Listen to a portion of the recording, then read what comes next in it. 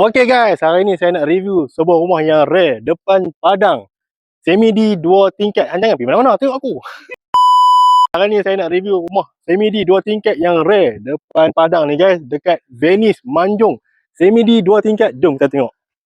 Tanah dia memang cukup besar, tapi tak bersih lagi lah. Macam ni lah keadaan dia.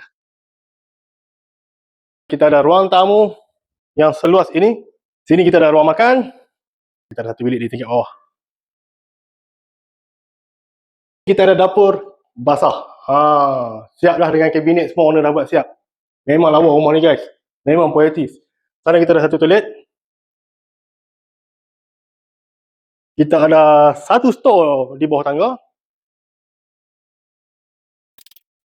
Okey, kita ada ruang tamu di tingkat atas.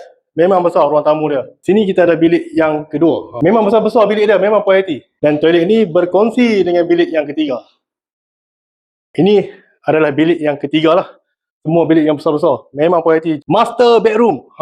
Tu dia. Besar guys. Dan kita ada satu toilet di sini. Toilet dia pun besar. Pada anda yang berminat dengan rumah Semi-D Venice, Semi-D jenis 2 tingkat depan padang ini, harga RM625,000 sahaja untuk Semi-D 2 tingkat depan padang di Venice. Okay, bye.